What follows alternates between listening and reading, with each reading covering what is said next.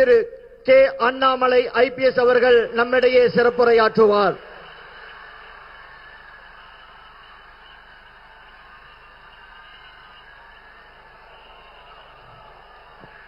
அன்பார்ந்த பெரியோர்களே, தாய்மார்களே, ஒரு சரித்திர சாட்சியாக நம்முடைய கோயம்புத்தூரில் ஒரு அற்புதமான பொதுக்கூட்டத்தில் நாம் எல்லோரும் கூட பங்கேற்றுக் கொண்டிருக்கின்றோம். 5 ஆண்டு காலமாக தமிழகத்தில் நடந்து கொண்டிருக்கக்கூடிய ஒரு காட்டாட்சியை முடிவுக்கு கொண்டு வந்து கொண்டிருக்கின்றோம். 5 ஆண்டு காலமாக தமிழகத்தினுடைய தேர்தல் நாள் எப்பொழுது வரும் என்று காத்திருந்தோம். நம்முடைய பெண்களுக்கு, குழந்தைகளுக்கு எப்பொழுது விடுதலை கிடைக்கும் என்று காத்திருந்தோம்.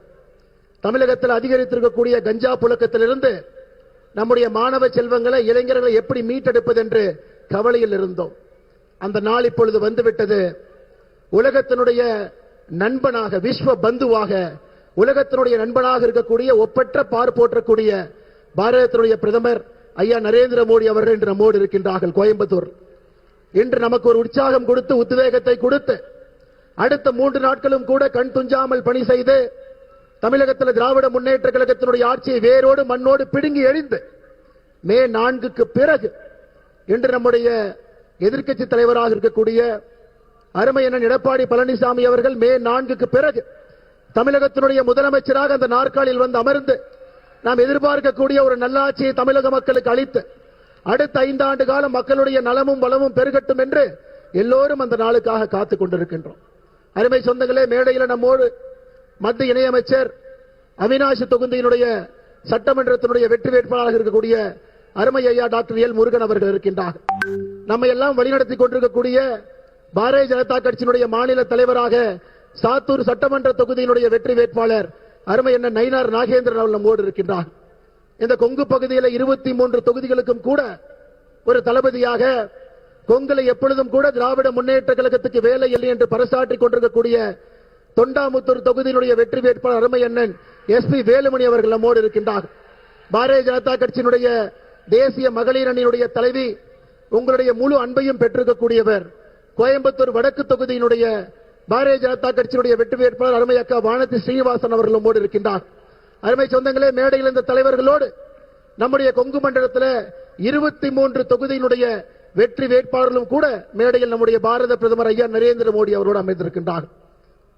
மதுராந்தகத்தில் ஆரம்பித்தோம், கட்சிகளாக இருந்தோம், கூட்டணி அமைத்தோம், மதுரைக்கு வந்தோம், ஒன்றாக இணைந்தோம், திருச்சிக்கு சென்றோம், மக்களுக்கு நாம் என்னவென்று சொன்னோம், நாகர்கோவில்ல நம்முடைய வலிமையை காட்டினோம், கோயம்புத்தூரில் வெற்றிக்கான பறைசாற்றலை செய்து கொண்டிருக்கின்றோம். அருமை சொந்தங்களே, பாரத பிரதமர் ஐயா நரேந்திர மோடி அவர்கள் மதுராந்தகத்தில் ஆரம்பித்த நம்மோடு தேர்தல் காலம் முழுவதும் நம்மோடு மதுராந்தகத்திலிருந்து கோயம்புத்தூர் வரை நம்முடைய கையை பிடித்து வழிநடத்தி இங்கே கொண்டு வந்து விட்டிருக்கின்றார்கள். நம் எல்லோருக்கும் தெரியும், ஏப்ரல் 23ஆம் தேதி தமிழகத்தினுடைய அரசியல் களத்தில் ஒரு மிக மிக முக்கியமான தேர்தல் என்பது நமக்கு தெரியும். இந்த தேர்தல் என்பது ஒரு குடும்ப ஆட்சியை வீட்டுக்கு அனுப்புகின்றோம், சட்டம் ஒழுங்கை சரி செய்கிறோம், கஞ்சா புழக்க வழக்கத்தை கட்டுப்படுத்துறோம், தமிழகத்தில் ஏழை மக்களுக்கான ஒரு ஆட்சியை கொண்டு வருகின்றோம், broker, middleman, commission, corruption, collection இல்லாத ஒரு ஆட்சியை அடுத்த 5 ஆண்டு காலத்துக்கு நிறுவப் போகின்றோம். குழந்தைகள், பெண்களை மையப்படுத்தி அவர்களுக்கு முக்கியத்துவம் கொடுத்த ஒரு ஆட்சியை மே 4 தமிழகத்தில் பார்க்க போகின்றோம். இதெல்லாம் நடக்க வேண்டும் என்றால் தமிழகத்தில் நாம் எல்லோரும் தெளிவாக இருக்க வேண்டும். ஒரு வாக்கையும் கூட திராவிட முன்னேற்ற கழகத்திற்கோ காங்கிரஸ் கட்சிக்கோ ஒரு வாக்கை கூட ஒரு தமிழன் தமிழகத்திலே நாம் அளிக்கக்கூடாது என்பதிலே நாம் உறுதியாக இருக்க வேண்டும். அருமை சொந்தங்களே, அதே நேரத்தில் உங்களுக்கு தெரியும், 2009ஆம் ஆண்டு நவம்பர் மாதத்தில் குஜராத் மாநிலத்தில் உள்ளாட்சி தேர்தலில் பெண்களுக்கு 50% இடஒதுக்கீடு கொண்டு வந்தது யார்? 2009 குஜராத்தில் உள்ளாட்சி தேர்தலில் பெண்களுக்கு 50% இடஒதுக்கீடு கொடுத்தது இந்தியாவுடைய முன்னோடியாக அன்று குஜராத்தினுடைய முதலமைச்சராக இருந்த பாரத பிரதமர் நரேந்திர மோடி அவர்கள். அருமை சொந்தங்களே, அதே போல 2016 பிப்ரவரி மாதம் தமிழகத்தில் உள்ளாட்சியில் பெண்களுக்கு 50% இடஒதுக்கீடு கொடுத்தது யார்? அன்று தமிழகத்தினுடைய முதலமைச்சராக இருந்த புரட்சி தலைவி அம்மா ஜெயலலிதா அவர்கள். இருவரும் பெண்களுக்காக எப்பொழுதும் தன்னுடைய ஆட்சியில அவர்களை மையப்படுத்தி ஆட்சி நடத்தியிருக்கின்றார்கள்.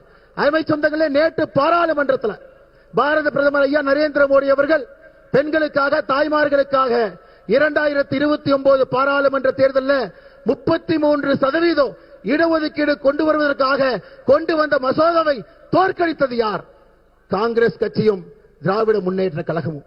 அருமை சொந்தங்களே, தமிழின விரோதிகள் மட்டுமல்ல, இந்தியாவில் இருக்கக்கூடிய ஒரு பெண்களுக்கும் விரோதியாக ஒரு கட்சி இருக்குன்னா அது திராவிட முன்னேற்ற கழகம், காங்கிரஸ் கட்சியும். தமிழகத்தினுடைய எம்பி அதிகப்படுத்தி 39 இருந்து 59, தென்னிந்தியாவுடைய எம்பி 129 இருந்து 195 விகிதாச்சார அடிப்படையில் யாருக்கும் எந்த குறையும் இல்ல. எல்லா மாநிலத்திற்கும் 50% உயர்வு, யாருக்கும் எந்த பிரச்சனை இல்லை. அப்படி இருந்தும் திராவிட முன்னேற்ற கழகத்திற்கும் காங்கிரசுக்கும் பிரச்சனை.